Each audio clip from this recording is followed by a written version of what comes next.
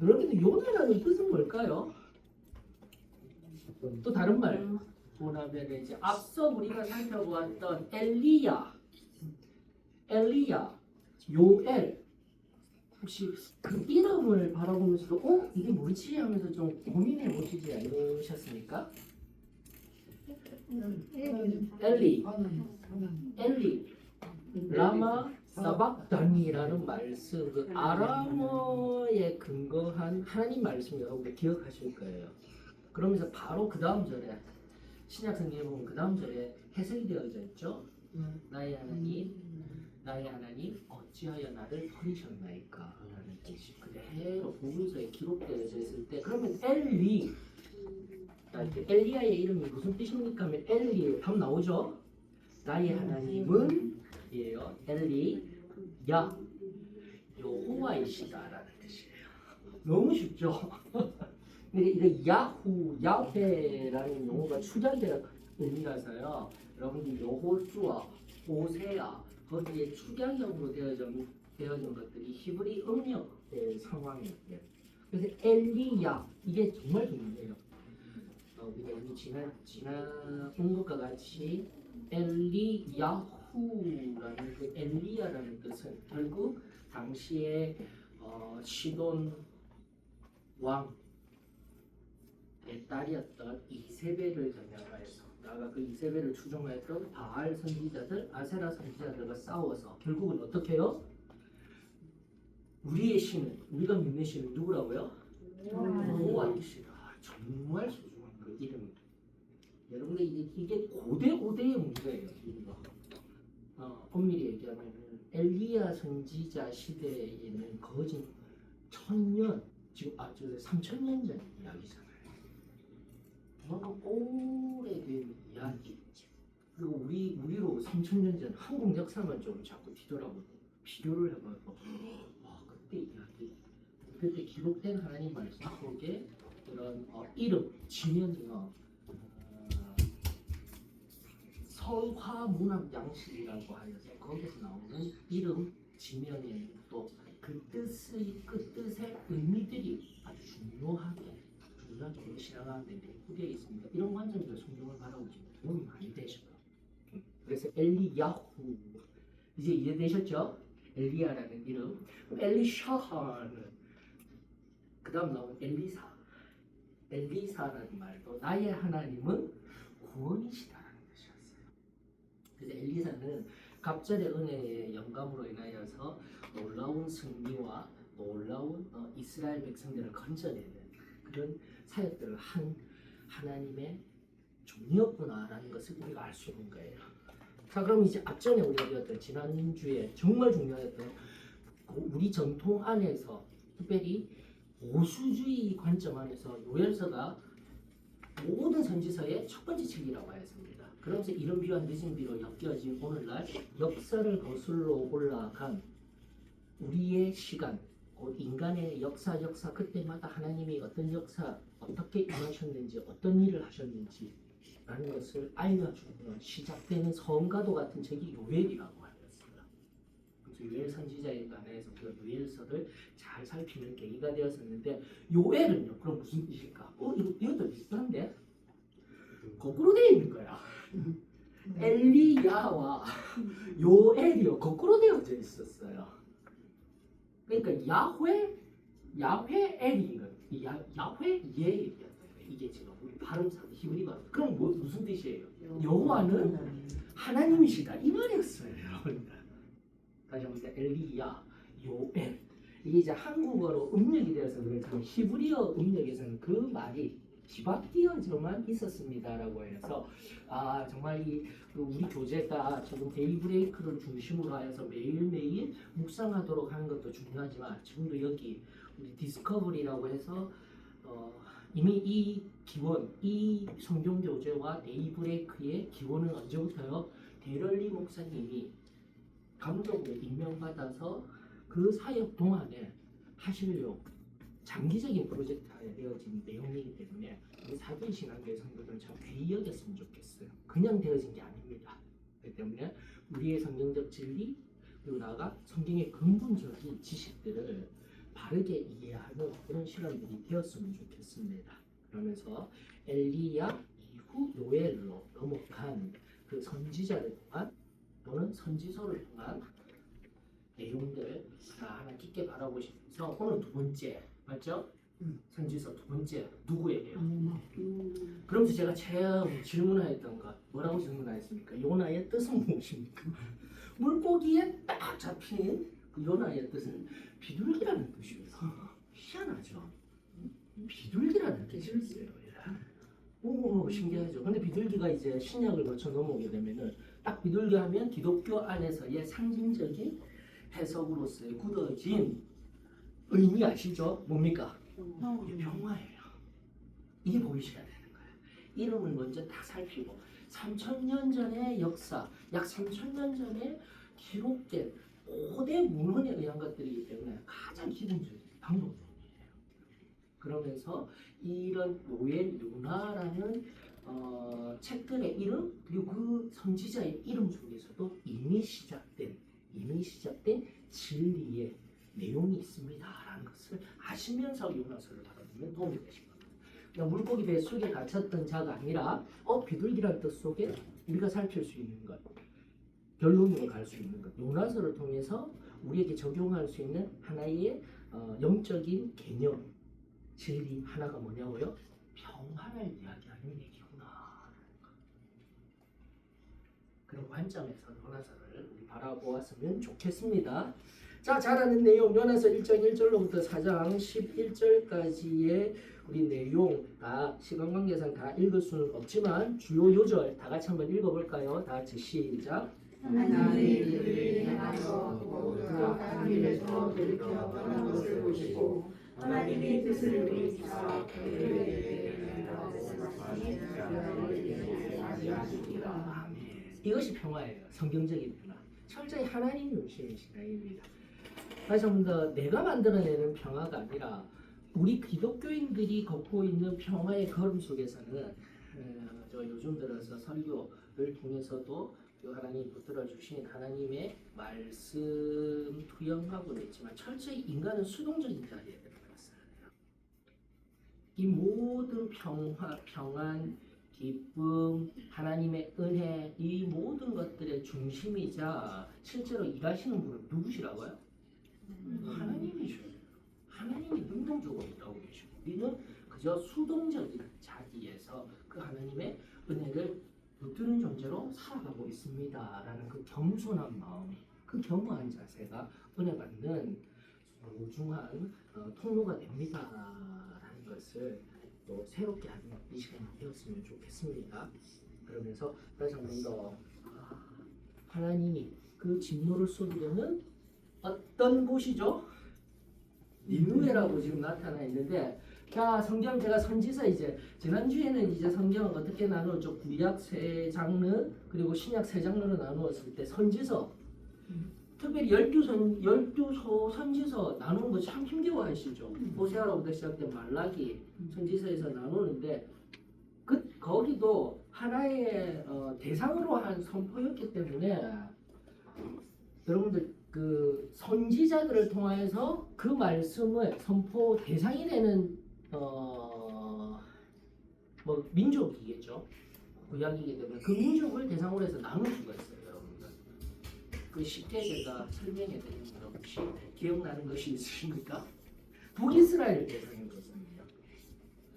남유다가 다예요. 남유다가 많은 부분 남유다를 향하여 하나님이 하신 말씀이 있지만 내 나라만 기억하라고 했는데 혹시 성경 공부 다 같이 자고 하시는 분인데요. 유다, 남유다, 북이스라엘, 그 다음에 니누웨라고 하는 아시리아, 아수르. 그리고 하나 더 어딜까요? 아니요. 바벨론이 대상이지만 남유다와 바벨론이 엮여져 있기 때문에 바벨론을 동일하게 여겨주시면 되는 거예요. 이해되셨죠? 그럼 세 나라는데 하나 남은 것이 어디냐면 에돔이 있습니다. 에돔. 그럼 에돔부터 갈까요? 거꾸로? 에돔을 향하여서 하나님이 선지자를 보내서 예언하게 한 것이 독특한 성경이 하나 있어요. 그래서 제가 어떻게 예를 드렸냐면은 혹시 이단이 신천지가 아니면 또 다른 사이비 종교들이 도를 아십니까? 이러면서 오시잖아요. 그래서 저도 진리에 대해서 말씀드리고 싶으십니다. 이러면서 성경 얘기 막 하게 되면은 딱 한마디만 물어보라고 그러잖아. 다른 거 여러분들이 아는 진리를 말하는 게 아니라 성경 속에 있는 책 그 한 권만 혹시 그 책 아세요? 그 무슨 책이라고 했죠 제가? 그냥 오바댜. 그러면서 제가 지금 한 예를 들었어요. 왜냐하면 이단이라든지 사이비 종교라든지 기독교의 그 사이비 전도자들은요 성경 66권을 잘 알아서 거기에서 진리를 끄집어 올린 것이 아니라 자기네들의 루트예요. 논리적인 흐름 속에서 그들에게 오늘날 뭐 엘리트라든지 오늘날 현대인들을 유혹하는 게 아니는 거예요. 그래서 제가 종종 그런 얘기합니다. 혹시 성경 66권 중에 오바다서가 있는 거 알고 계세요? 하고 묻는 사람이면 저는 얘기 안 합니다 하고 끝을 나고요. 이단하고는 얘기하지 마세요. 이렇게 얘기 듣다 보면 혹합니다. 근데 그 오바다서가 누구를 향하여서요? 형제, 에돔을 향하여서 저는 소선지성입니다. 자꾸 정리하십시다. 그러면서 이때 무슨 내용을 이야기하였구나 라는 것을 내가 바다 엄청 잘 보여. 평생의 신앙생활을 하는데도 그런 걸 눈이 안 돼요.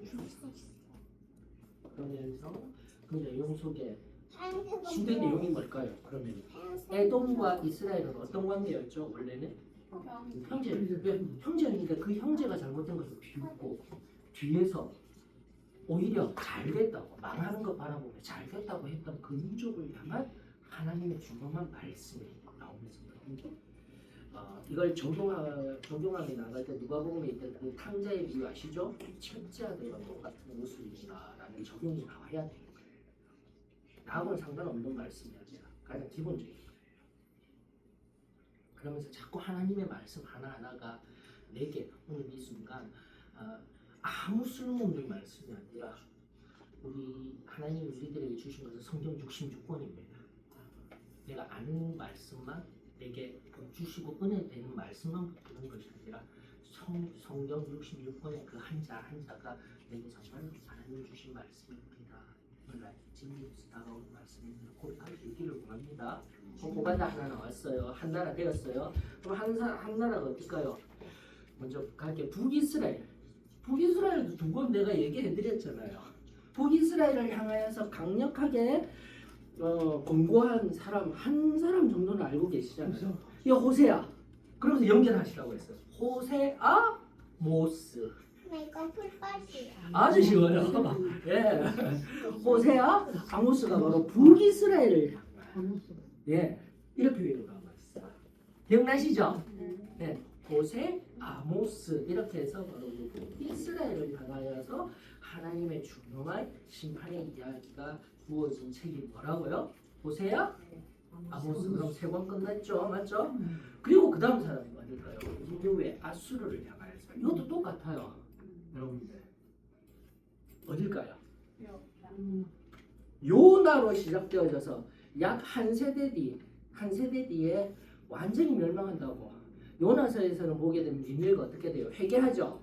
근데 또 한 세대 뒤에 한 선지자가 더 등장하여서 너희들 완전히 망한다라고 아수르를 향하여서 외친 선지자가 나오는데 이것도 똑같아요. 요나훔. 예. 너무 쉬워요. 그 제가 성경 공부 정말 잘 가르쳐 드렸어요. 자, 괜찮으시죠? 오바댜는 에돔, 형제국가 에돔. 그 다음 어떻게 해요? 호세 아모스는 북이스라엘. 그 다음요? 예, 나훔은 바로 어디로요? 니느웨를 포함한 아수르. 그리고 그 다음 남아있는 7권의 책이 뭐예요? 남유다와 바벨론을 향한 소선지서였습니다. 이렇게 정리하시면 되는 겁니다. 예. 그러면서 원래 서신서도 마찬가지로 바울 서신 일반 서신도 마찬가지로 발신자가 바울이었다면 수신자가 다 있었죠. 교회가 있었고 개인이 있었던 것과 같이 이 선지서도 이렇게 큰 범주 안에서 정립을 하시면 좋은 얘기입니다. 자, 그랬을 때 요나 그 이름의 의미를 통하여서 이 성경 전체가 이야기하는 평화에 관한 이야기. 우리 편에서는 평화입니다. 이해되셨죠? 그건 하나님 편에서 정말 중요한 내용입니다. 자비, 헤세드가 등장합니다. 하나님 편에서는 뭐예요? 은혜, 자비, 긍휼하심, 진노를 그치시는 것이 평화입니다라는 것을 깨닫게 됩니다. 누구를 향해서요? 두 번째, 요나, 니느웨, 아수르 당시에 여러분들 그 사실도 아셔야 됩니다. 아수르가 북이스라엘을 BC 722년에 멸망시킨 북이스라엘만 관계한 것이 아니라 남유다, 히스기야 성, 예루살렘 성을 완전히 올가맨 곳이 어디예요? 아람 아수르예요, 여러분들. 이런 역사도 알고 계세요. 그냥 바벨론에 BC 586년에 바벨론에서 무너졌어 하지만요, 초토화됐어요, 남유다가. 아람 아수르에 의해서 아람과 아수르. 그래서 오늘 지금 여기 아수르라는 나라를 통하여서 예수님이 오시기 전 아시리아, 바벨론, 그리고 메데, 바사, 로마까지 이르는 5대 제국이라고 합니다. 아수르로부터 시작돼. 성경을 연결할 때, 성경 연결할 때 배경이 되는 세상 속 제국들이 누구인가라고 할 때도 아시리아, 네오바벨론이라고 하는 바벨론, 그다음 어디예요? 메데는 메데하다. 페르시아가 있었고요. 그 중간에 다니엘서에 잠깐 등장하는 어디가 있었을까요? 헬라 제국, 알렉산더 이야기가 나옵니다. 그러면서 그 다음 어떻게 흘러갈까요? 로마가 등장하는 거예요. 그게 세계사입니다, 여러분. 그래서 그 세계사와 우리 교회사가 상관이 없다? 아니다. 네, 그렇죠. 그러면서 요나서 이제는 소선지서가 너무 힘들고 무섭고 저주와 심판의 말씀입니다. 근데 조금만 더 조금씩 더 깊이 있게 바라보면 요나서 3장 10절의 내용 뭐라고요? 우리 편에서는 평화, 하나님 편에서는 뭐요? 자비예요. 자비. 그러면서 얼마나 자비하신 분이실지 구약 성경이 이야기하는 것 3장 5절입니까? 3장 5절에 딱 함축되어 있어요. 그분이 어떠한 분이신지 요나의 입술을 통하여서 이미 신명기 때부터 흘러나온 인자가 한이 없으며 오래 참으시는 그 놀라우신 분의 관한 이야기가 바로 요나서에 기록되어져 있습니다. 그냥 말씀 전하라고 했는데 말 안 들어서 회개해서 말씀 전하는 정도로 끝나는 게 아니에요. 그래서 요나서를 좀 깊이 있게 바라보는 은혜가 있었으면 좋겠습니다. 자, 그러면서 배경 일단은 찬송 없이 시작하고 이런 커다란 배경 속에서 한 번 더 이 배경 지식, 성경의 배경 지식 이야기하는 것 서로 읽어가면서 우리 배경의 내용, 잠시 얘기한 내용 다시 한 번 더 정리했으면 좋겠습니다. 괜찮으시죠? 자, 그럼 우리 장정원이 괜찮으세요? 눈 보시고 예. 그럼 우리 한 문단씩 배경 쭉 돌아가시면서 이렇게 읽어갈 수 있도록 하십시다. 배경 요나의 사역은 요나의 사역은 여호와 우리 마을에 개인전 793년 우리 마을이야. 93년 통치기가 이루어졌습니다. 그는 요람 기왕 2장 3절에 언급된 선지자의 제자 중 한 명이었을 것입니다. 여로보암 2세 솔로몬 왕 시절대로 이스라엘 국경을 확장할 것이라고 예언하였습니다. 열왕기 14장 23절 25절 참고 당시 이스라엘은 번영하고 대체로 평화로워졌습니다. 성경에 요나가 등장하는 곳 지금도 보면 이스라엘은 번영하고 대체로 평화였다라고 했습니다. 여기서 아주 중요한 관점이 있어요. 여로보암 2세 때가 가장 북이스라엘이 강성하였을 때입니다. 오히려 오늘 심판의 대상이 되었던 아시리아라는 아수르가 거대한 제국이다라고 했습니다. 그러나 지금은요, 여로보암 2세 때 북이스라엘이 더 강력한 때입니다. 이때 바로 이 말씀이 주어졌다는 의미를 여러분들이 키포인트로 하나 체크하고 있으셔야 됩니다. 배경적으로 이때 북이스라엘이 평안하였고요, 니느웨가 조금 이따 다룰게요. 아시리아가 문제가 많아요. 지금 현재 그런 상황 속에서 요나를 보내신 거예요. 이게 바로 또 요나서를 깊게 바라볼 수 있는 하나의 역사 배경입니다. 굉장히 중요한 부분입니다, 여러분들. 그러면 성경 속에서 여로보암 2세라고 하는 것은 그 여로보암 1세는 그럼 언제쯤 나왔던 사람이죠? 바로 이스라엘이 분열될 때요. 솔로몬 왕국 이전에 베냐민 지파와 유다 지파 두 지파 빼고 전부 10지파가 북이스라엘과 독립했었죠. 그때 누구요? 솔로몬의 신하였던 여로보암이 바로 10지파를 세워서 북이스라엘을 만들어 버렸어요. 바로 그 여로보암 1세 그리고 지금 여로보암 2세 때 가장 강력한 왕으로서 북이스라엘이 더 힘세였을 때구나라는 걸 아셔야 돼요. 이게 영만 하나도 평화의 의미가 무엇인지 깊은 의미가 있다는 걸 아셨으면 좋겠습니다. 특별히 요나라는 이름이 요나서에만 나올 줄 알았는데 열왕기하 14장 23절 25절에 바로 이런 내용이 있었다는 겁니다. 이스라엘의 국경 그만큼 지금 커다랗게 평화를 의미하는 요나였다. 그래서 요나가 그거 안 갈라 했던 거예요. 이유도 명백해요. 성경으로 여러분들이 이해하셔야 되는 겁니다. 그러면서 열왕기하 2장 3절을 보게 되면 베데르스의 선지자 생도로서 선지자 제자로서 엘리야의 승천 과정 속에서도 잠깐 등장하는 이것은 이제 성경학자들의 추론입니다. 이름은 없어요. 앞선 열왕기하 2장 3절에 그렇게 등장합니다.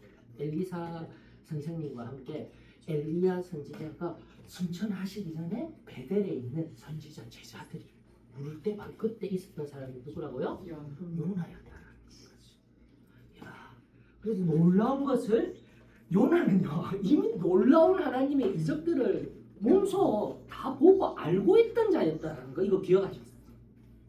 굉장히 중요한 부분입니다. 그러면서 그 요나서 4장에 있는 그 요나의 이야기의 의미들이 확장되었어요. 자, 괜찮습니다. 그러면서 쭉쭉 읽어 내려갈게요. 최양기 성우님. 니느웨는 당시 가장 큰 도시였습니다. 이 책의 마지막 구절에서 하나님은 요나에게 수사적 질문을 하셨습니다. 이 큰 성은 니느웨에는 좌우를 분별하지 못하는 사람이 12만여 명이요 가축도 많이 있나니 내가 어찌 아끼지 아니하겠느냐. 이 구절은 니느웨의 규모를 나타냅니다. 그 도시에는 어린아이가 12만 명이나 있었는데 이는 도시 전체 인구가 거의 100만 명에 달했음을 의미합니다. 이곳은 당시 이스라엘에게 가장 두려운 적이었던 아시리아, 아수르 제국의 수도였습니다. 네, 그렇습니다. 가장 큰 수도를 상징하면서 니느웨가 상징적인 언어로 아시리아를 나타내는 정도로만 우리가 이야기할 수 있는데 엄청나게 큰 수도입니다. 여러분들 100만 명, 3,000년 전에 그래서 일반 고고학자들은 이런 말씀들 잘 안 믿어요. 인구 추이로 봤을 때 인류사의 관점에서 바라봤을 때 일반 학문에서는 이런 부분들에 대하여서 별로 신뢰를 가지지 않죠. 우리는 어떻게 해요? 하나님의 기록된 말씀 속에서 그 말씀대로 믿습니다라는 관점을 가졌으면 좋겠어요. 신앙의 내용은요, 믿음이 우선이 돼야 그 내용이 진리로 채워질 수가 있습니다. 정말 중요한 관점입니다. 의심하기 시작하면요, 성경은 너덜너덜해진다. 다 거짓된 것 같고, 허무한 이야기 같고, 쓸데없는 이야기들이 되어버리는 거예요. 그러나 다시 한번 믿음의 줄을 딱 중심을 가지시고 연결하는 말씀을 보시는 은혜가 있으셨으면 좋겠습니다. 다음 부탁드릴게요. 아시리아인들은 잔혹함으로 두려움의 대상이 되었습니다. 그들은 종종 산 사람을 장대에 꿰뚫어 죽이고 사람들이 돌봐 주어야 하는 아기와 어린아이들을 죽였습니다. 100년 후 예언자 나훔은 니느웨가 하나님을 거스르는 악한 음모 나훔 1장 9절 힘없는 자들을 착취하는 행위 나훔 2장 12절 전쟁에서의 잔혹 행위 나훔 2장 12절에서 13절 우상 숭배, 매춘, 마술 나훔 3장 4절 등도 죄악을 지었다고 말했습니다. 그 후에 세대 후에 나훔을 통하여서 아시리아가 이렇듯 악한 자리에 있었습니다. 문화사적으로 인류 문화사적으로 바라봤을 때 그 창대에 사람을 꿰어놓는 그런 문화가 시작된 것은 일단은 일반적인 문화사 안에서는 더 후대에 일어났다라고 이야기합니다. 근데 성경에서는 아수르적이거든요. 아수르적이거든요. 그런데 어디서부터 시작되냐면 에게 문명부터 시작되었습니다. 섬 분두에 보게 되면 우리 쪽 넘어오지마 하면서 섬 해변가에다 그렇게 사람들을 세워두어서 잔인하게 보여주면서 우리 이런 종족이야 하면서 오지 못하게 하는 그런 것들이었는데 성경의 문화 속에서는 이 아수르 제국이 그렇게 시작되었다고 이야기를 하고 있다는 것 하나 책 공부로 가지셨으면 좋겠습니다. 자, 계속 갑니다. 여호와의 예언자였던 요나는 이스라엘 백성이 여로보암의 불경건한 본보기를 따른다면 하나님의 심판이 임할 것임을 알고 있었습니다. 그는 아시리아인들이 그 심판의 도구가 될 것이라고 짐작했을지도 모릅니다. 그는 우상 숭배를 일삼는 아시리아인들의 잔혹함에 혐오감을 느꼈지만 동시에 자신의 민족을 사랑했음은 의심의 여지가 없습니다. 그렇죠. 자신의 동족을 사랑했다는 건 굉장히 자부심에 가득 차 있는 스타일이에요.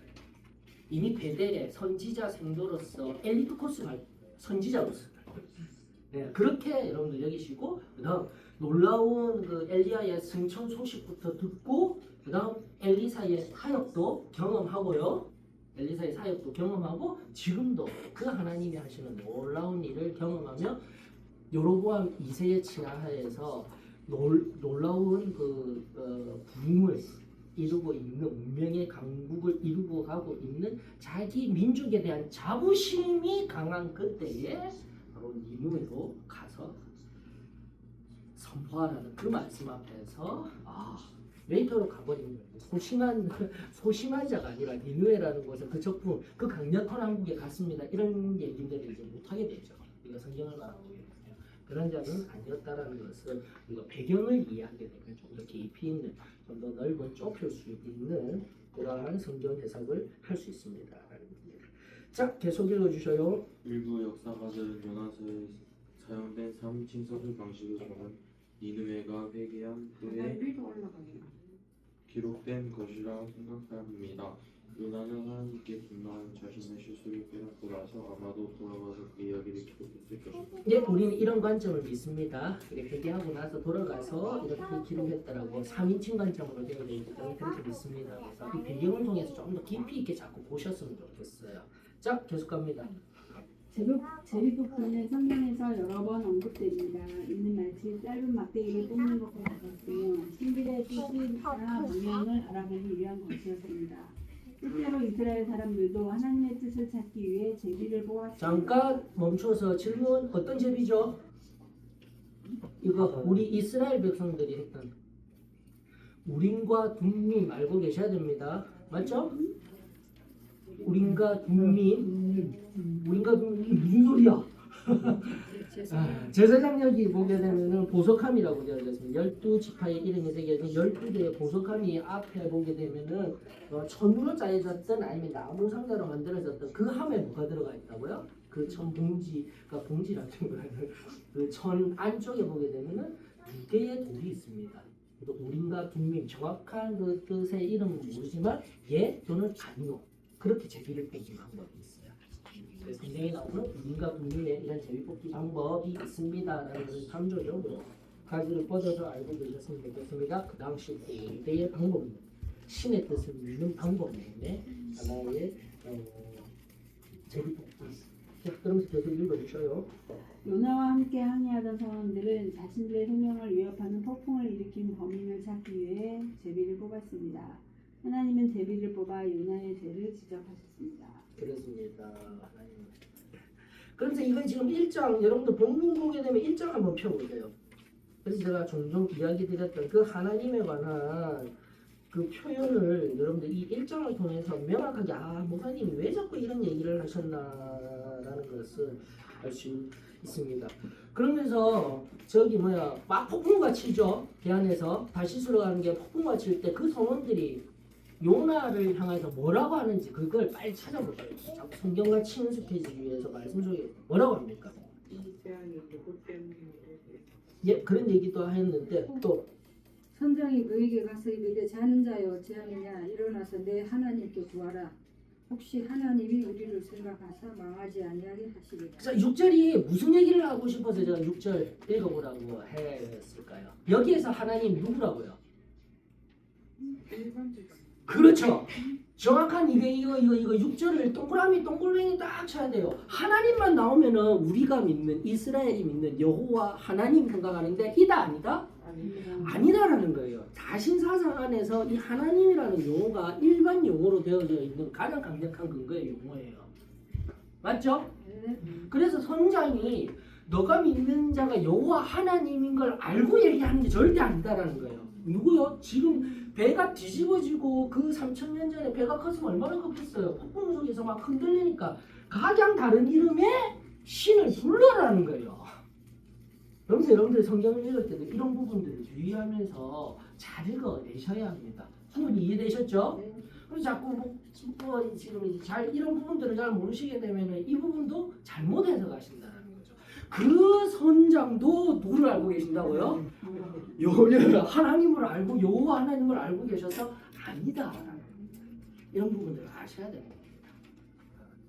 그러면서 1장 16절 마지막 16절에 보게 되면 이런 부분들도 여러분들 눈여겨보셔야 됩니다. 그렇게 던져놓고 뭐해요 이 사람들? 소원 막 드리고 하니까 이게 성경적 용어로 해석돼서 막 하나님 앞에 이런 제물 드리고 소원하고 한 것 같다라고 여기는데 조금 이따가 소원과 헌신에 관련된 문제도 좀 살펴보았으면 좋겠습니다. 그러면서 반드시 분리되어져야 돼요. 지금 소원과 헌신에 대한 이야기 이런 것들을 잘 다뤄놨어요. 자, 괜찮으시죠? 그러면서 배경을 철저히 가져야 됩니다. 요엘서는 이미 교리적인 측면이 강해서 제가 배경을 생략했는데 오늘은 어쩌면 이런 상황 속에서 찬송 없이 시작되었을 때 제가 좀 배경을 좀 더 깊이 있게 바라봅니다. 여러분들이 요나서를 너무 잘 알고 있다고 여기시면 내가 그렇지를 못하였구나라는 걸 좀 알았으면 좋겠어요. 이런 배경을 반드시 가지셔야 합니다. 자, 그러면서 마지막 읽어주셔요. 요나서는 하나님의 자비와 아무도 멸망하지 않기를 바라는 간절한 마음을 잘 보여주는 책입니다. 니느웨 사람들의 반응은 놀랍습니다. 모든 사회계층의 사람들이 회개를 선택했기 때문에 이야, 그렇죠. 이스라엘 백성들이 아니라 하나님의 백성들이 아니라 이방인이 그러면서 예수님에게까지 이어지는 당시 유대인들 그리고 지금의 이 요나 선지자의 그 마음의 상태들이 어떤 하나님을 싫어하는 마음이 있는지를 살필 수 있는 아주 중요한 계기가 됩니다. 반대로 예수님은 어떻게 해요? 그 당시 유대인들이 얘기하죠. 그 당시 유대인들 이방인들은 지옥의 불꽃시대의 일뿐이야라고 자신은 선택된 민족으로서 자부심을 가지고 있지만 예수님은 힐난하겠어요. 아니라고. 너희들 혈통적인 유대인이 아니요. 바로 하나님을 향한 믿음. 그것을 예수님의 그 말씀들을 로마서에서 사용하고 더욱 심화시켜서 우리들에게 알려줘요. 그리고 오늘 여기 어디요? 우리 이방인 중에 이방인이었던 우리 한 사람 지금 그 여호와 하나님 나아가 성자 예수 그리스도 증력이 운행하시는 성령 하나님 참된 신으로 유일 신으로 섬기며 그 삼위일체의 하나님을 우리가 섬기는 이 은혜가 얼마나 크고 놀라운지요. 예를 들어 볼까요? 종종 이제 기독교 방송을 들으시는 어머님이 얘기하시더라고요. 무당이 변화되어 성도가 되었는데 그 무당이 다른 막 여러 가지 많은 간증들을 개인 간증을 하는데요. 이런 나눔들이 그런 간증의 내용이 어머님에게 와닿더라고요. 무슨 말이냐면 무당이 신을 섬길 때 얼마나 예를 다하여서 정성을 모아서 신을 섬기는지 모른다고. 근데 오늘날 기독교인들은 이 좋은 성령 하나님을 섬기고 이 성령 하나님을 정말 마음에 모시고 함께하며 살아간다면서도 왜 이렇게밖에 못 섬기냐고. 믿는 우리가 뭔지 한번 깊이 생각해 보아야 돼. 또 구원받은 우리 하나님의 아들 따님 사랑하는 성도 여러분, 다시 한번 더 우리가 섬기는 이 좋으신 하나님, 살아계신 하나님 한 번 더 내가 지금 어떻게 섬기는지 우리의 믿음을 점검할 수 있는 시간이 여러분께 되었으면 좋겠습니다. 어디 앞에서요? 하나님의 백성들이 회개하는 겁니다.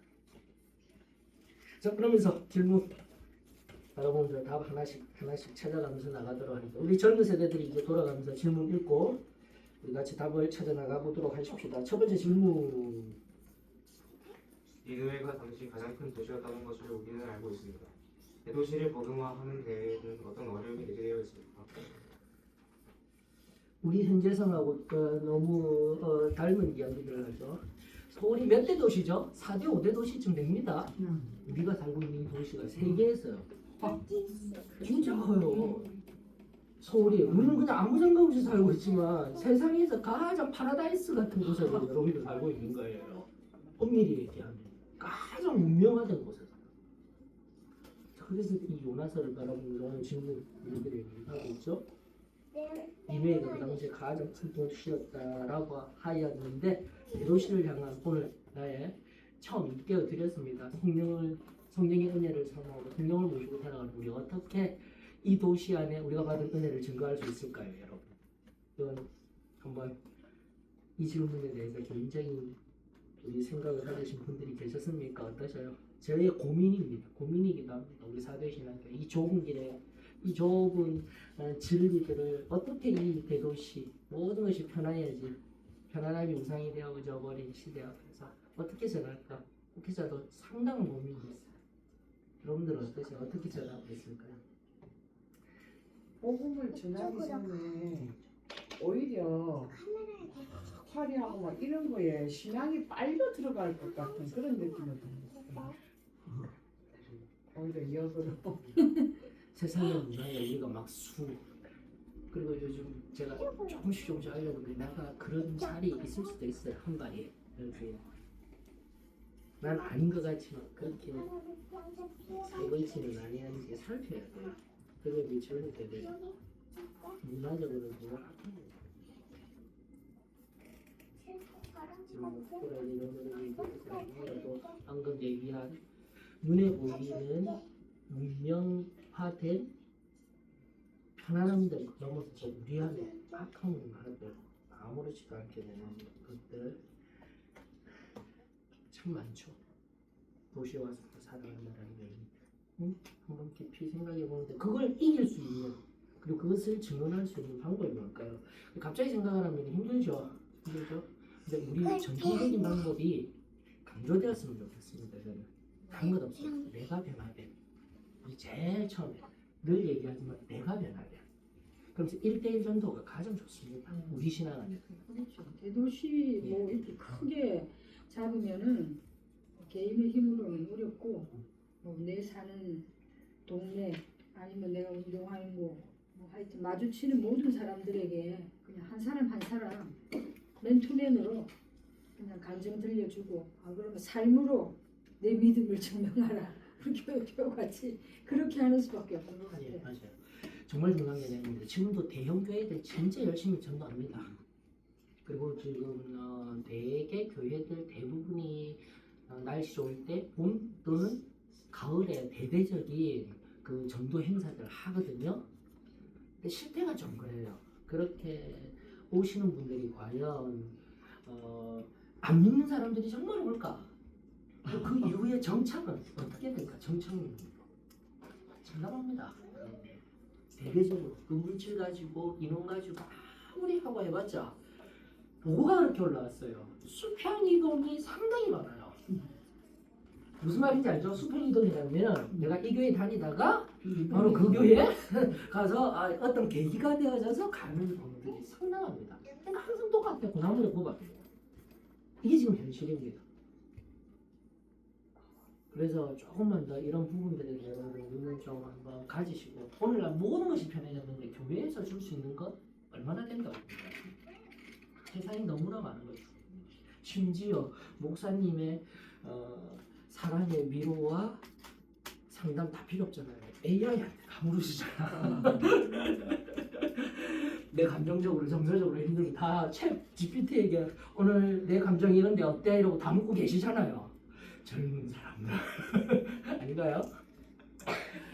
그러니까 삶의 변화가 성경대로 모든 말과 행동에서 이제 보여주는 것 중에서 또 이제 그 기쁨에 그는 되신 예수님 정말 그 하나님의 그 기쁨이 충만한 그런 삶을 이웃에게 이렇게 할 때 이제 여러 가지 뭐 다른 요소도 있지만은 그럴 때 어떻게 저분은 저 가정은 저렇게 늘 기쁨으로 충만할까. 이제 그런 측면으로 접근하는 것도 한 방법으로 생각할 수 있습니다. 예. 예, 지금도 이제 표 속에 다 녹아 있어요. 지금 세 가지 원리들 제가 알려드릴게요. 그 표 속에 우리 소망교회 표 아시죠? 내 삶으로 내 믿음을 정말 내라는 것은 너입니다. 너. 왜냐하면 서로 그렇게 권면하고 공동체적인 의식을 가지자라는 거예요. 내 표만 내는 것이 아니에요. 내 삶으로 내 믿음을 증명하자 이렇게 살으라는 게 아니에요. 다시 한번 내 옆에 있는 우리 은혜 받은 자들이 서로 격려하면서 살아가도록 하는 것 중에 바로 전도 증명인 측면에서 세 가지를 여러분들이 이해하셨으면 좋겠습니다. 1대1, 내 변화된 간증을 할 때 1대1, 그리고 철저한 관계 정도, 시간이 필요합니다. 김처럼 얘기한 것들. 그러니까 내가 정말 순전하게 살아내야 돼. 승리의 삶이 필요한 겁니다. 보여주는 삶이 필요한 거예요. 내가 정부지가 되어줘야 되는 거예요. 시간이 필요해요. 특별히 변화된 우리 태우는 다시 내 변화된 모습을 믿지 않는 가족들이 정말 보여주는 게 필요해요. 우리 장로님들이 그러면서 누구 중심이냐면 내 중심으로 전도하면 안 돼. 나 중심으로. 예전에는 내가 이렇게 변화되었기 때문에 이 전도지 갖고 보세요. 오면 좋습니다. 이게 아니라 어떻게 해요? 상대방 관심 중심의 전도가 필요해요. 일방적인 나의 내 진리를 전한다라는 것, 이건 이제 교회에서 가능한 것이 현대 성서에서는 그게 아닙니다. 이 세 번째 영역을 여러분들이 유심하게 살펴보셔야 돼요. 1대1, 다시 한 번 더요. 그리고 두 번째, 일반적인 요구와 관계 성sul 중 우리의 선한 모습, 우리의 변화된 모습, 우리의 승리하는 삶을 통해서 보여주되, 세 번째 뭐냐면은 내가 내 중심으로, 내가 하는 진리 중심으로 전하는 것이 아니라 철저하게 누구 중심요? 그 상대방 중심의 관점을 가지시고 전도를 해야 될 필요성이 되고 있습니다. 이럴 때 제가 이제 15년 전부터 끊임없이 쌓아 올렸던 이 내부적인 전도 방향은 바로 이렇게 여러분들이 가지시면서 관계 전도, 다른 지향적인, 그러면서 제가 환대의 의미들을 계속해서 알려드렸고요. 지금은 내 진리를 일방적으로 전하는 시대가 되면 안 됩니다. 그래서 한 예도 드렸죠. 구원받은 사람이, 은혜 받은 사람이 아침부터 가가지고 해장국집 가가 구원 받으세요가 아니라 믿는 사람 뭐요? 전통적인 거? 믿는 사람은 천국 안 믿으면 뭐요? 불신지요. 그거요. 그건 저주예요. 거기 가서. 네? 처음에 와서 밥 먹는데 그 아침 시간에 계시도 못했는데 와가지고 그런 말을 해보셔요. 얼마나 화가 나서 빨리 나가라고. 어디 예수쟁이가 왔다고 했더만은 그분의 입에서 바로 하는데 에이 지옥이 나가버려라 이러면서 나오는데 이게 무슨 전대예요? 이게 무슨 예소리가 아니에요. 이게 무슨 모습이에요? 절대 그런 모습 안 된다는 거예요. 제발 안 돼요. 한 번 더 이런 부분들이 우리 오늘날 특별히 보수적인 부분인데 더 죄송합니다. 우리 사도의 신앙들도 한 번 더 깊이 고민해봐야 돼요. 그래서 우리 다음 세대들은 이걸 조금 더 세밀하게 나누면서 나아갈 때 다시 한번 여기 니누에라는 큰 도성 보셨죠? 앞뒤를 분별하지 못하는 12만 명이 되는 그 어린아이를 넘어서 일단 100만 명가 되는 큰 도성이라고 할 때 우리가 지금 서울 소방서에 살아가고 있는데 이 서울이라는 도성 안에서의 우리 존재의 근거들 우리 세밀하게 다루면서 다음 세대를 뿐 아니라 우리 어머니 아버지들은 한 번 더 전체적인 세상을 향한 니누에를 향하여서 부르신 요나와 같이 또 세상을 향한 우리 서울 지역을 향한 또 오늘 현대성이 합당한 한국을 향한 전도에 관한 깊은 성찰들이 있었으면 좋겠습니다. 자, 두 번째 읽어주셔요. 요나 이야기 전체에서 하나님의 자비는 어떤 방식으로 드러납니까? 어떤 방식으로 드러날까요? 무한자비. 어느 말씀을 기준으로 했어요? 좌우를 분별하지 못하기 때문에 나는 줄 수밖에 없다는 그런 느낌이 들었어요. 아, 그렇죠. 그리고 세 번째 제가 얘기하는 상대 중심의 상대편을 배려해야 됩니다. 철저하게 환대해야 됩니다. 이런 관점이 정말 중요합니다, 여러분. 그러나 요나는 어떻게 했다고요? 지금도 배경들을 살펴줘요. 오히려 북이스라엘 선지자로서 굉장히 자긍심이 높고 여기까지 콧대가 이렇게 있는 사람이에요. 이렇게. 이게 지금 요나예요. 안 가요. 그네들은 당연히 멸망받을 존재일 뿐이에요. 우리 어때요? 우리는 그렇지 않아요. 예? 감사합니다. 그렇지 않다고 얘기해 주셔서 감사합니다. 그렇진 않은데 그와 반대편에 서 있는 하나님의 자비하심을 우리가 긍휼하심을 가지고 있느냐. 하나님 자비는 저는 여기서 이제 이게 배가 요나가 원래 이제 니느웨로 가야 되는 걸 다시 그 배를 타고 가면서 불순종하니까 하나님께서 이 풍랑을 일으켜가지고 어쨌든 이제 이 과정을 보면은 제비뽑기가 이제 일어나가지고 죄인인 요나가 이제 찾아져 가지고 이제 어쨌든 이제 이 선원들에게 어쨌든 하나님의 다시서 가는 데에 자비가 베풀어졌다고 이제 생각을 해보고 그 다음에 불순종해가지고 큰 물고기 속에 갔을 때 요나가 회개했을 때 다시 육지로 이제 요나를 구원하는 그 요나에 대한 우리 하나님의 그 자비.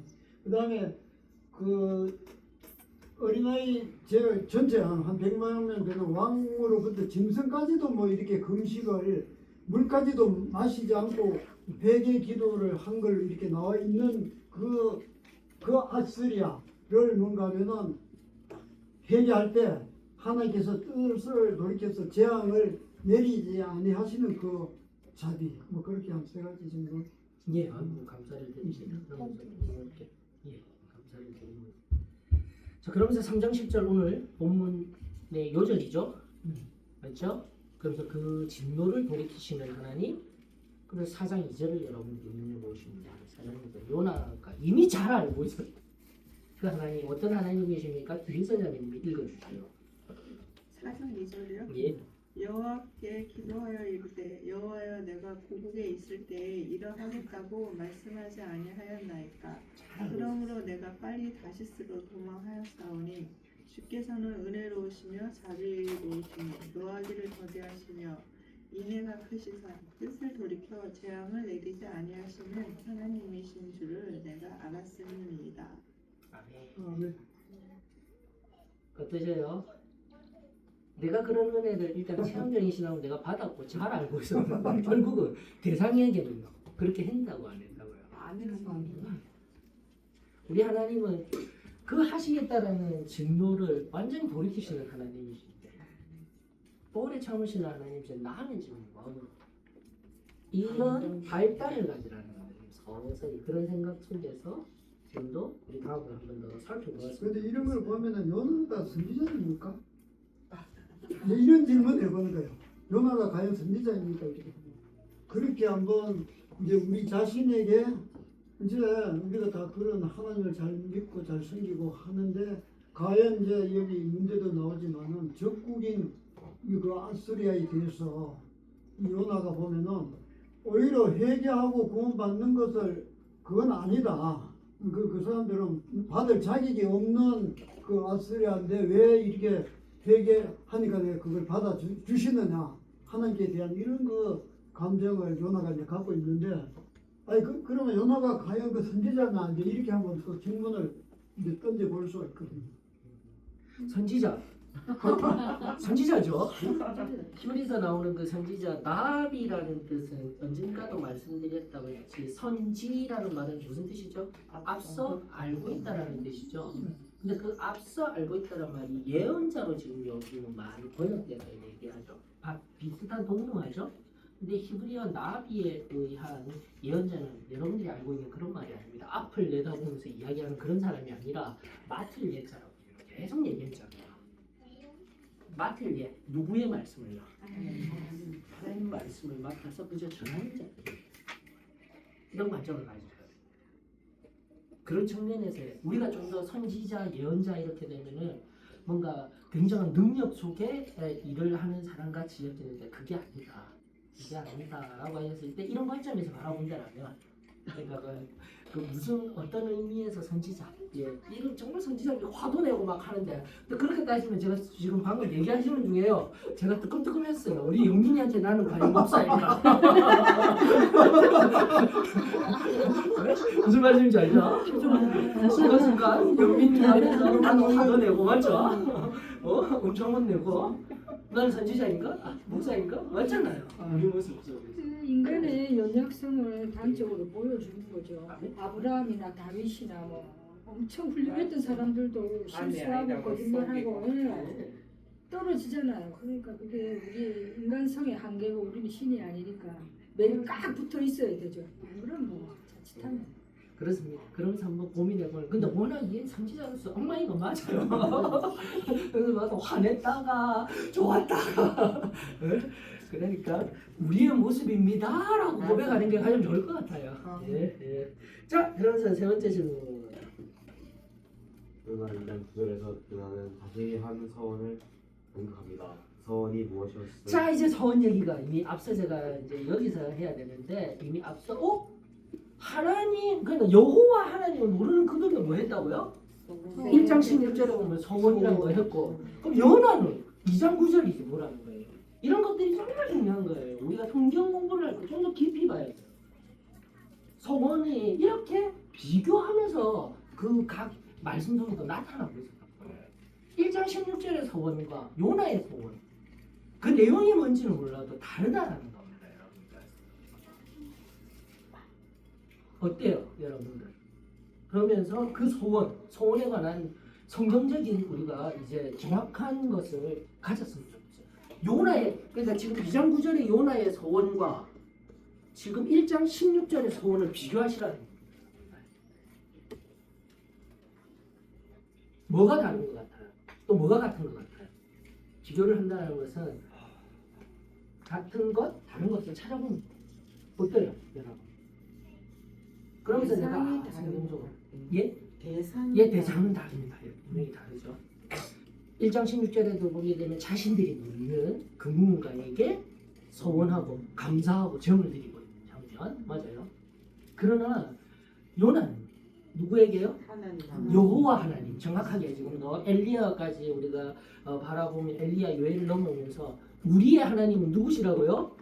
여호와 하나님, 여호와 하나님. 그리고 여호와 하나님 이번 집회 그러면서 제가 어간 속에서 지금 이 시간의 간극 속에서 주일날에 여호와 하나님 어떤 분이시라고요?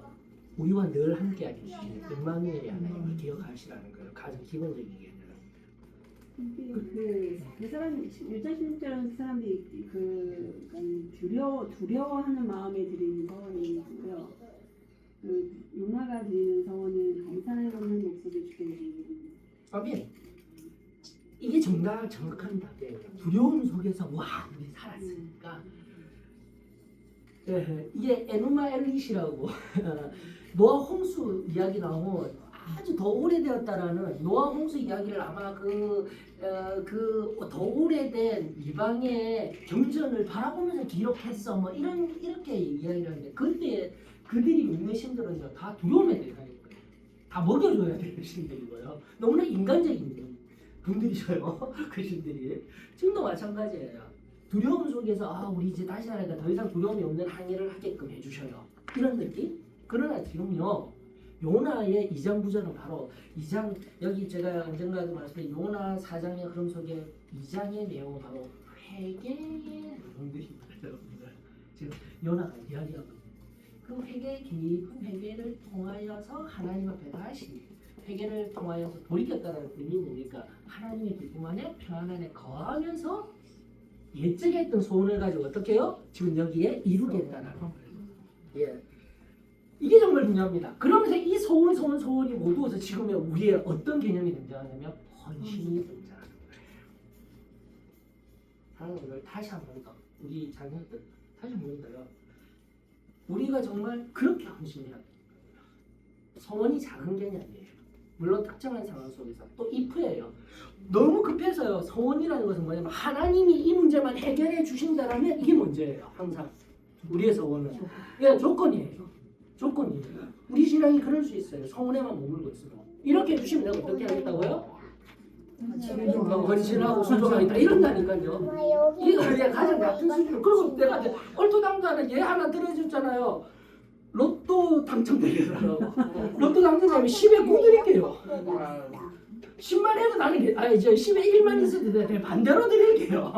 이게 무슨 기독교인의 서원이에요? 아니잖아. 맞잖아요. 근데 이게 우리 모습이에요. 급하면 항상 이렇게 해. 근데 그 야곱이 저기 뭔가 하면은 저기 라반을 갈 때 베델에서 예. 형 에서에게 쫓겨가지고 베델에서 기도를 할 때 보면은 뭐 11조도 드리겠다. 그 조건이 나와 항상 함께 돌아올 때까지 함께 지켜주시고 인도해 주시면은 이제 그런 조건을 보면은 또 맞아요. 두 가지 관점이 있습니다. 조건을 제시하더라고. 지금도 여기서 서원이라는 의미를 부정적인 관점에서 내가 서술한 거지만 지금도 또 앞선자들 있죠?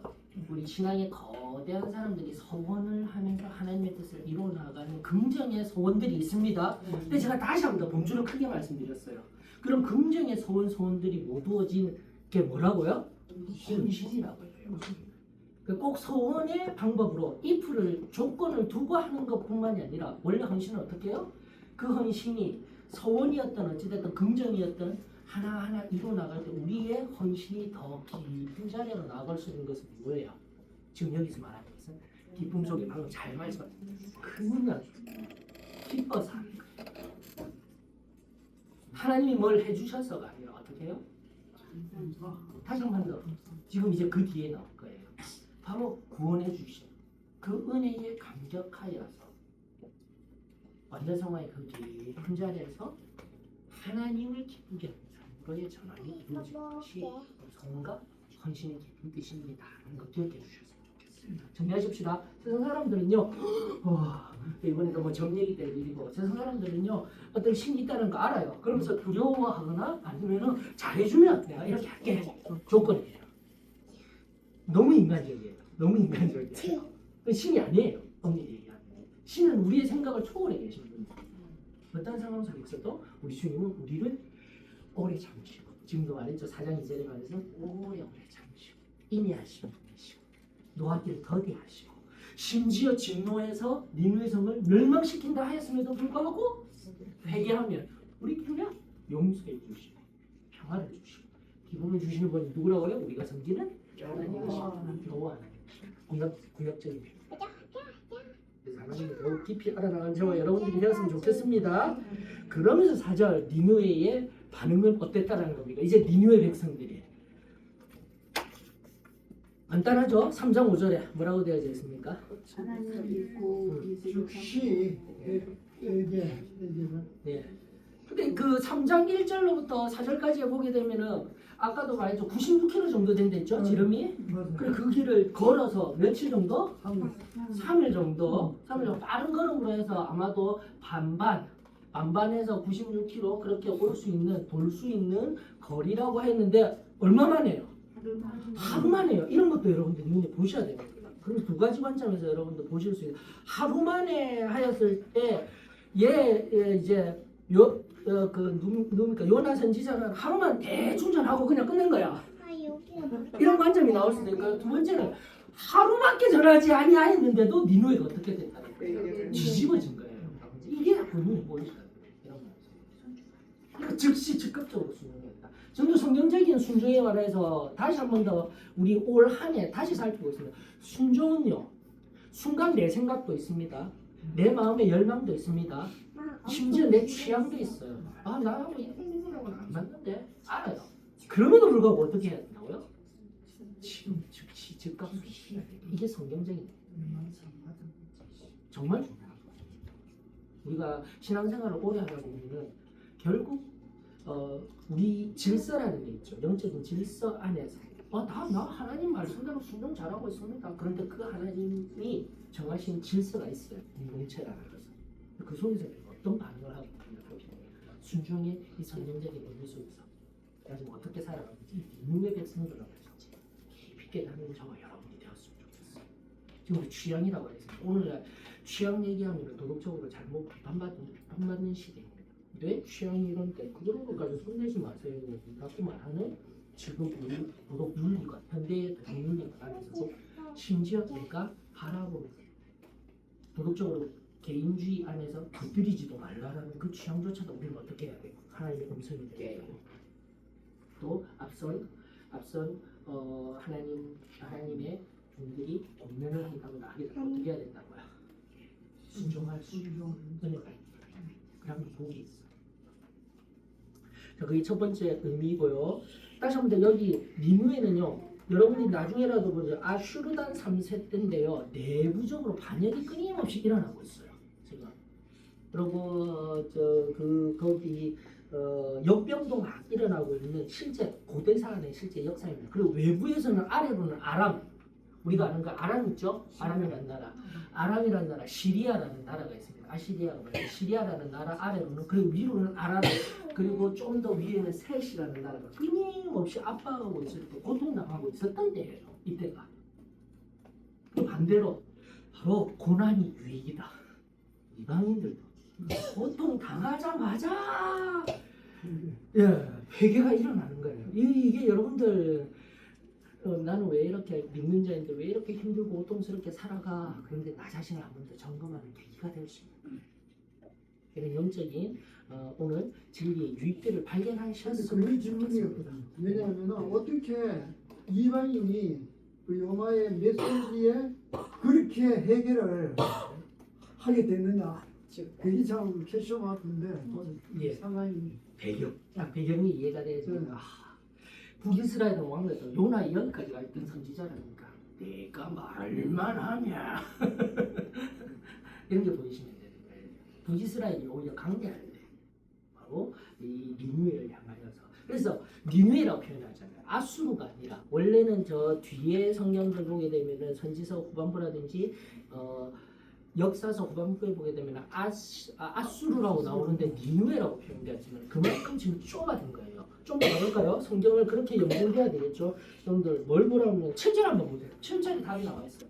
그 당시 신과 같은 왕은 신과 같은 상태에 있는데 아니다라는, 지금 이 니누에만큼 아니다라는 게 뭐죠? 7절이 얘기하고 있죠. 뭔가 그의 조선들이 조선을 내는 누가 조서를 내리는 거예요? 뭔가 그의 메시저 맞죠?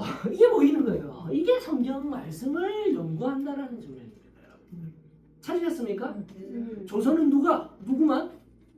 예, 당시 전체군주 신과 동급인 왕만 내리는데 누가 대신해줄까? 이러면은 지금 이 니누에라고 표현된 것과 함께 정말 이게 급박한 상황이구나. 겨우부터 이제 힘든 상황 속에서 어떻게 해요? 니누에가 돌아왔다. 이게 은혜라는 거예요. 오늘도 고난 중에 있습니까? 고통 중에 있습니까? 차마 말하지 못하는 어려움이 있습니까? 그러나 약점이 있습니까? 그 하나님 앞에 정직한 마음 돌이켜보세요. 붉은 베옷을 입었대. 그리고 지금처럼 여기는 붉은 베옷을 입고 제에 앉았다라는 게 우리 어떻게 해요? 회개할 때는 어떻게 하라고 했죠? 지난번에 열사람 마음을 찢어야 돼요. 그냥 와서 하나님 내가 이렇게 어렵게 했는데 이렇게 아니래요. 붉은 베옷을 입는다? 토마스 모 얘기도 해드렸죠? 네. 일부러 그렇게 하지 않냐더라도 정말 내 마음을 짓는 듯한 죄 앞에 난 연약함을 내가 이렇게 해서는 안 되는데, 그랬을 때요 여러분들 내가 지금 이제 시간이 거의 다 되었습니다. 마무리를 해 나가는데 이 요나가 요나가 2장 9절에서 자신을 회개해서 기쁨을 얻은 거 있죠. 환생, 요즘 환생 뭐 얘기 많이 하죠. 뭐 내 인생 이번 생은 끝났어, 다음 생에는 더 잘해야지. 여러분 우리는 이미 환생 한 번 한 사람들 아닙니까? 네. 이 깨달음이 있었으면 좋겠어요. 그냥 세상에 다른 타종교에서 얘기하는 게 아니라 우리는 이미 다시 거듭난 사람들이에요. 이 영적인 진리가 일어났으면 좋겠어요. 우리 태호가 삶이 변화되는 거예요. 거듭남이라는 거죠. 그 세상에서 말하는 거 무조건 나빠. 우린 그런 거 없어. 유해설 이런 걸 안 믿어라는 게 아니라 오늘도 자살 진짜요. 자살 1위가 바로 대한민국이에요. 그만큼 마음도 약해지고 삭막하게 살아가고 힘겹게 살아가는 친구들 이야기하세요. 환생할 수 있다고. 이게 바로 상대를 향한 언어예요. 지금 그들이 알고 있는 언어. 이번 생은 끝났어 하고 끊임없이 불평하는 그 세대들에게 바로 이렇게 접근하면 되는 거예요. 내가 다시 겁니다. 나는 그렇게 하나님 앞에 딱 거듭났을 때 나 변한 건 없지만 내 삶이 변한 거야. 만약에 다시 환생해서 살아보면 뭐해? 더 거짓골에서 살면 어떡할 거야? 그러나 지금 나를 완전히 변화시켜 주시고 내 심령에 참된 기쁨과 평안으로 채워주시니 이 놀라운 은혜 교회에 가보지 않겠니? 할 수 있겠죠? 우스갯소리가 아니라 좀 더 깊이 있게 좀 살펴보셔야 돼요. 요나서 같은 건 정말 귀합니다. 그래서 2장 그래도 요나 강의를 하면서 그 지역적인 것보다도 요나서 2장을 깊이 다뤘어요. 회개의 진중한 심령의 깊은 참회의 그 한 영혼의 깊은 울림이 오늘 저와 여러분들에게 새 힘을 울림 되어지길 저는 믿습니다. 보셔요. 자, 그러면서 마무리 점점 나아가도록 하십시다. 4번까지만 보면 돼요. 5번부터는 일단 찾아보는 것인데 일단 외부적 상황이 어려웠다라는 겁니다. 요나서에서 하나님께서 6가지 상황, 외부 상황이에요. 여기 외부라는 게 하나 더 들어갔으면 좋겠어요. 그래야 의미상 좋을 것 같아요. 자신이 직접 한 것이 아니라 외부 상황을 통하여서 요나를 변화시켜 나아가는 외부 상황이 뭘까요? 바로 하나님의 적극적인 개입이라는 은혜이죠. 제가 지금 처음에서 나는 수동적인 상태예요. 이게 바로 하나님의 자비, 긍휼, 하나님의 은혜입니다. 이런 부분들도 여러분들 체크해 주셨으면 좋겠어요. 다시스로 가던 배가 풍랑에 흔들리는 것, 그리고 요나가 배 밖으로 튕겨 나갔을 때 큰 물고기가 그를 삼키는 것, 그리고 정해진 시간에 또다시 요나가 육지를 뱉어내는데 어디라고요? 거기 니누의 땅 앞에다 뱉어내는 것. 우리는 그렇게 믿고 있습니다. 그러면서 그 포도나무 덩쿨 하나님이 예배해 주시고 그늘 내어 주시는 것. 그리고 뜨거운 바람을 통하여서 성내는 상황을 속에서도 깊은 그 하나님 좌우를 분별 못하는 12만 명이 되나 그 하나님의 참된 마음을 깨닫게 하시는 은혜가 여기에 있습니다라는 거 철저하게 외부적이에요. 내가 하는 게 아니에요. 하나님이. 요즘 5번도 굉장히 중요한 영적 진리를 끄집어낼 수가 있습니다. 그래서 6번 읽어주세요. 그러나 하나님께서 니느웨 사람들에게 베푸신 용서에 대해 왜 화를 냈습니까? 자, 이 부분이 이제 기존 신자들이 우리가 가질 수 있는 우리의 마음인 거예요. 왜 이렇게 하나님이 용서하시고 돌이키겠다는데 아니 그러고 지금도 4장 2절 읽어보세요. 그런 하나님이시란 것을 요나가 알았다고요? 몰랐다고요? 그런데요. 근데 왜 이렇게 화를 내냐고요? 덩굴 얘기가 아닙니다. 왜 니누의 백성들을 살린 걸 왜 이렇게 화를 내냐고요? 돈 모양 거리래. 어떠세요? 경영을 못해야 되는 건 아니에요. 그러니까 니느웨는 적국이고 역사적으로 적국이고 원수인데 그런 자들이 그 구원받을 자격도 없는 그런 자들을 왜 그렇게 하나님의 뜻을 돌이켜서 회개할 때 구원을 시키느냐. 이제 요나 입장에서는 이제 그렇게 해가지고 화를 좀 냈다 생각합니다. 자, 성경을 보셔요. 지금 잘 말씀해 주시는데 요나는요 이미 자신이 선지자로 예언자로서 부르심받은 목적을 잃어버렸어요. 여기에서 나 자신을 조용해야 됩니다. 어쩌면 나도 그렇게 살아가고 은혜 받아놓고 아무것도 못하고 우리의 모습. 지금 제가 계속 얘기하는 내부적으로는 교제 필요합니다. 내부적으로는 사명에 합당한 성도까지 나가야 됩니다. 이것이 교회가 함께 공부하고 가져가야 될 것입니다. 지금 요나에서 지금 공부하면서 요나 보셨죠? 요나는 어떠한 하나님이라는 걸 알고 있었다고요? 4장 2절을 통해서. 맞죠? 이건 자기 백성에게만 주신 것이 아닙니다. 이건 다시 지금 성경 아니 그거 원래 유대인들만 가진 거 아니야? 아니라고요. 출애굽기 시대부터 다시 볼까요? 출애굽할 때 이스라엘 백성들만 나왔나요? 아니에요. 중다한 잡족이라고 반드시 표현되어 있습니다. 이미 오래전부터 누구만요? 하나님만 믿으면 어떻게 하겠다고요? 예, 이미 이거는 구약의 이스라엘 백성들만의 하나님입니다. 그런 개념 자체는 진짜 얕은 지식 수준이에요. 아니라고요. 그런 하나님이신 줄도 용서를 해주시고 진노를 오래 참으신 분도 알면서 그러면서 1장 1절 2절에서 뭐라고요? 하나님이 어디 가라고요? 니누에 가서 선포하라고요. 그 하나님 선포하라고. 그거 보내주는 거잖아요. 그렇죠? 이게 우리 모습일 수 있어요. 오늘도 제가 이제 지난주에 마지막으로 말씀드린 중요한 지난주에 중요한 영적 원리가 하나님이 우리를 왜 불러주셨습니까? 피아노 치고요. 거기에 다시 새로워졌으면 좋겠어. 나 개인적으로는 천국 가는 게 목적일 수 있지만 그리고 지금 이 삶 속에서 우리가 어떻게 해야 된다고요? 복음 전해야 돼. 하나님 앞에 가면서 복음 전하지도 못하고 말도 못하고 겨우겨우 은혜 받으시 나가게 되면 하나님이 돌아가실까요? 지금도 요나는 다 알고 있었음에도 불구하고 하나님이 하실 일에 화를 내고 있다. 또 반대로 얘기할까요? 저 너무 싫어요. 오늘도 천천히 오늘도 이 말씀 준비하면서 넷플릭스 얘기하는 것도 한번 봐야 되겠네. 그 넷플릭스 안에 나는 생존자입니다. 그 JMS 후속편 보다가 내가 토가 나. 저도 토가 나고 말았어. 너무 화가 나요. 교회를 향한 이런 모습. 그럼 세상 사람들은 어떨까? 도대체 예수님을 어떻게 바라보고 살아갈까? 목사하면 치가 달릴 것 같아요. 그것뿐만이 아니라 오늘날 대개신교를 나누고 우리는 목적을 잃고 살아가고 있어요. 다시 한번 처음으로 들어갈게요. 그리고 이 커다란 도시를 넘어서서 1대1 관계 그리고 마지막 세 번째 뭐라고요? 배려하며 살아가야 됩니다. 세상에서 그 사람들과 나는 이제 이미 은혜 받은 선택받은 사람 그거 우리 교회하고 상관없어요. 그건 아니에요. 이거야?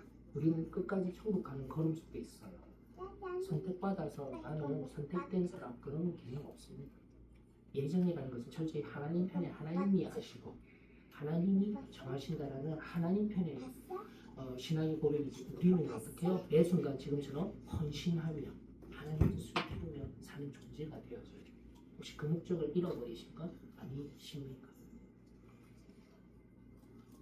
다시 한번 가정에서 내가 끌어받고 내가 예수님 하나님을 알고 그 사랑을 온전히 안다면 가정부터 그리고 내 주변부터 이 놀라운 사랑을 온전히 증거할 수 있는 저와 여러분들이 되었으면 좋겠습니다.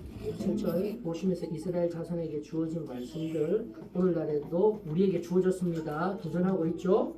그리고 8번 우리 요나처럼 되지 않을 수 있죠? 그래서 요나의 교회가 아닌 우리만의 교회가 아닌 우리만의 교제로서 끝나는 것이 교회가 아닌 니느웨를 뻗어낼 수 있는 세상을 향한 우리의 걸음걸음 다시 한 번 더 깊이 성찰하며 오늘 이 시간 요나서를 통한 하나님의 그 인자하심과 세상을 향한 참된 평화의 의미들 한 영혼 한 영혼은 지금도 오래 참으시고 부르시는 그 진실한 한 영혼 그 전 사회를 향한 땅까지 복음을 전할 수 있는 이 놀라운 평안의 복음이 또 여러분들을 통해서 삶으로 증거되어지길 원합니다. 결론 읽고 마치도록 하십시오. 다 같이 시작.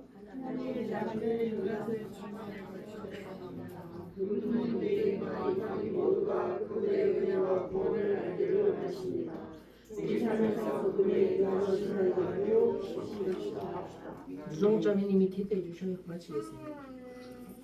아버지 하나님 감사드립니다. 오늘 이 저녁 우리 하나님의 자비가 얼마나 크고 놀라운지 다시 한번 깨닫게 하여 주심을 감사를 드립니다. 정말 우리 삶에서 아버지 하나님 우리 예수님의 그 사랑과 권능과 아버지 하나님 그 은혜를 우리 작은 삶 속 일상 속에서 증거하고 선포하고 끊임없이 아버지 하나님 애를 쓸 수 있도록 도와주시옵소서.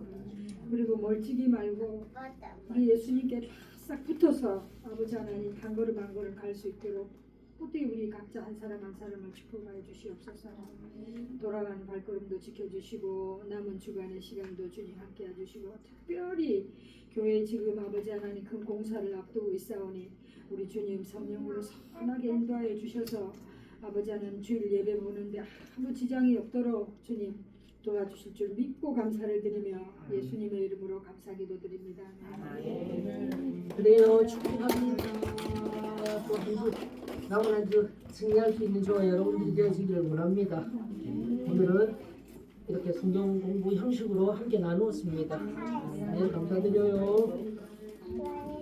혹시 질문은 없나요? 장로님과 목사님 가셔도 됩니다. 질문인데요. 질문이 있는데요. 일본에 말씀했잖아요. 대도시에 복음하는데 어떤 어려움이 내재되어 있나요? 요나서에서요. 요나서에서는 한 건 없잖아요. 예? 요나서에서는 한 게 없잖아요.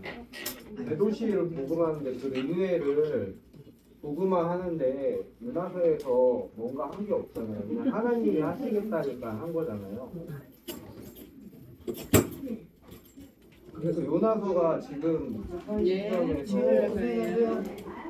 시점에서 서울의 이 상황을 봐서 우리 뭐 그리스도인이 뭐 어떻게 막 이렇게 뭐 부흥운동 뭐 신사를 뭐 대형교회 막 그렇게 한다지만 결론은 하나님의 뜻이 거기에 없으면 안 된다는 거잖아요. 아무리 해도 아무것도 안 하는데 그냥 말씀하신 것처럼 대충 돌아도 해서 회개했는데 이게 3장 5절에 그 왕이 하나님에게 회개했다는데 그 하나님이 신인지 여호와인지는 잘 모르겠어요.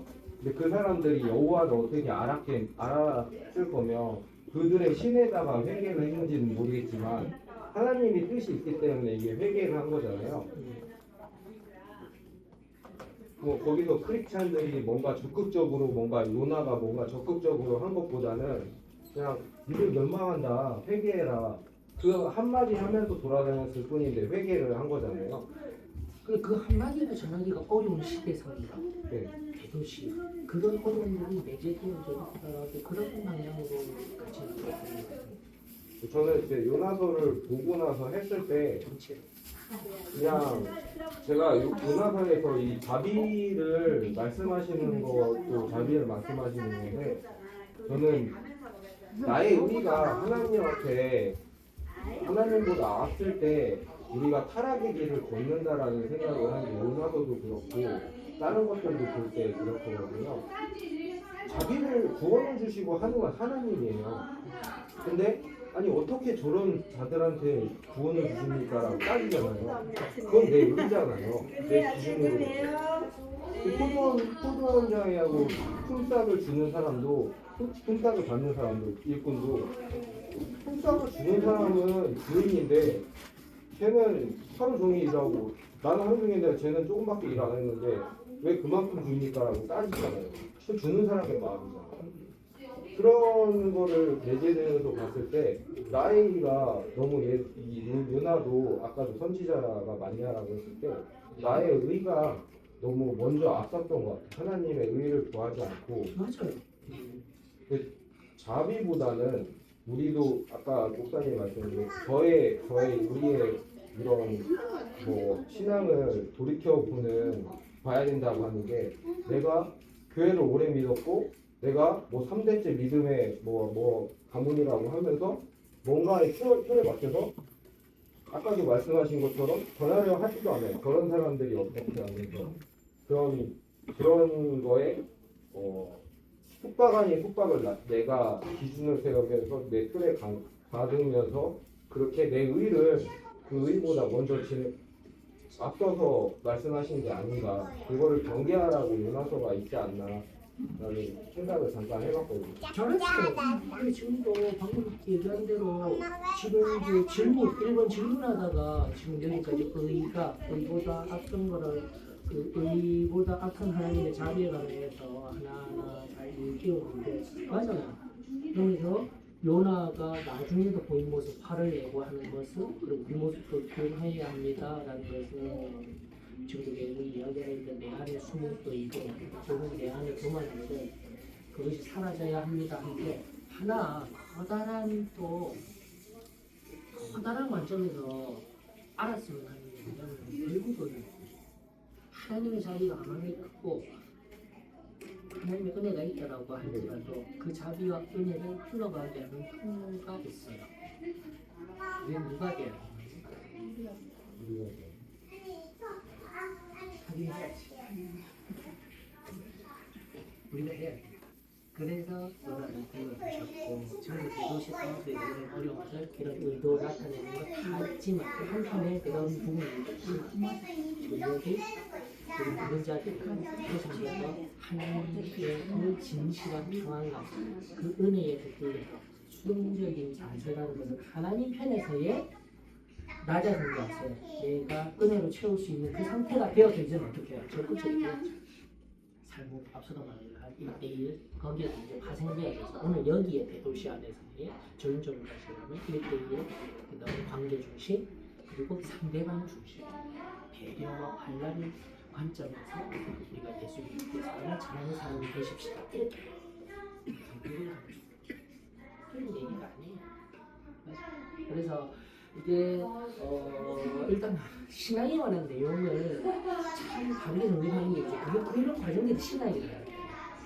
그러니까 신앙을 잘 다르게 정리를 하고 나서 적용으로 들어가야 되는데 그렇게 하지 못할 때는 이제 소리를 쳐서 예를 들어 주인이 먼저 나오면 의관을 주고 잘못된 방향성을 설정한 자유주의자들 예를 들면 먹거리 만들게라 실제로 구원의 은혜는 없는 그런 자리에 들어갈 수가 있어요. 그렇기 때문에 지금도 쉽지 않아요. 그런데 같은 질문이에요. 하나님의 그러니까 우리의 의 그리고 하나님의 자비 이것이 또 순서도 마찬가지고 또 그 커다란 그 범주도 마찬가지고 범주화시키는 거 크게 바라보고 어느 것을 좀 더 우선적으로 바라보고 이런 것들이 잘 정립이 되어져서 나아가야 할 필요성이 있는데 우리가 사는 서울이라고 해서 니느웨라고 그 대도시의 고성 속에서 어려운데 어떤 어려움들이 있는지 살피고 우리의 모습을 또 성찰하면서 하나님을 나아가는 방법들을 만들어 나갈 수 있겠어. 이것도 하나일 뿐이야. 하나의 부분일 뿐이야.